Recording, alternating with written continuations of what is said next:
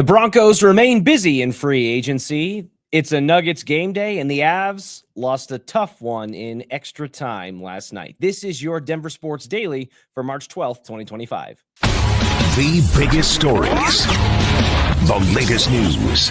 It's Denver Sports Daily.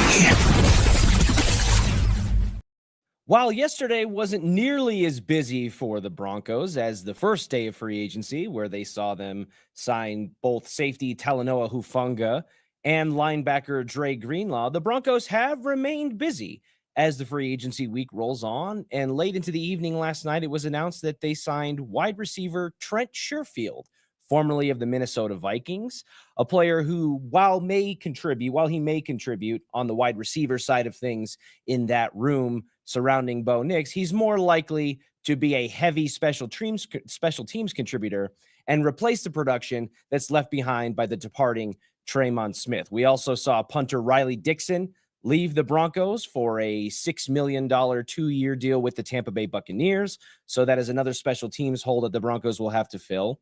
And there are still question marks that remain as it relates to the tight end position with Evan Ingram, who visited the Broncos at the facility, spent 2 days here with the organization, but left town without a deal.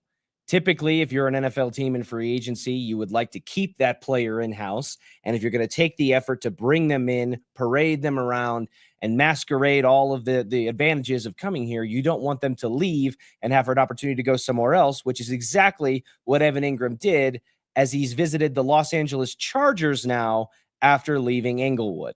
So we will see if the Broncos have any more aces up their sleeve in free agency, but it's appearing more and more likely that that position will be addressed in the draft. It is a Nuggets game day, however, and the Nuggets have an important matchup tonight against the Minnesota Timberwolves. They have yet to win a game against Minnesota this season in their 2 previous tries.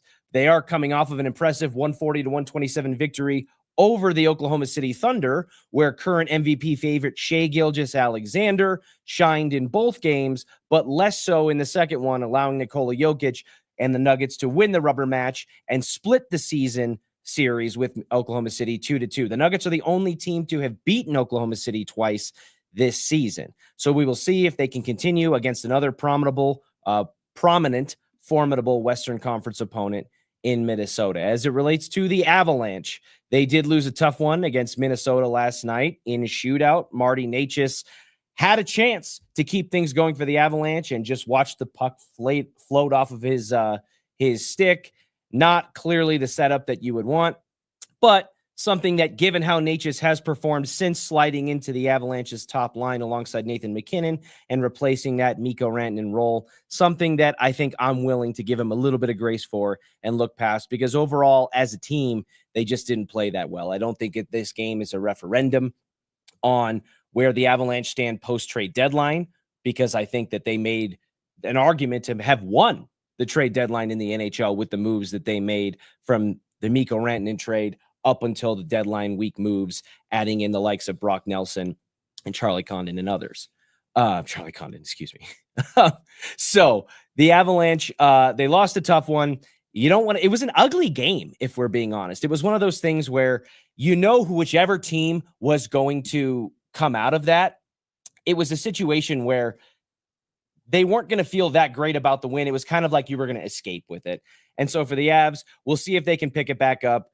Losing their 6-game home winning streak, something that was impressive as far as the franchise relates to, something they had not done in a significant length of time. And Nathan MacKinnon, fresh off of his 1,000th point, becoming just, I believe, the 3rd player behind Mario Lemieux and another name that's escaping me to record both their 900th career point and their 1,000th career point in the same season. So plenty of bright lights left for the Avalanche. They still maintain 3rd place in the Central Division and 4th place in the Western Conference and keep a 3-point lead in that slot. So we will see as the postseason comes nearer. They have about 15 games or so left in the season. Both the NHL and NBA playoffs are right around the corner, and we will see how both teams fare, who have taken drastically different approaches as it relates to the trade deadline and how they want to approach the postseason this year. This has been your Denver Sports Daily for March 12th, 2025.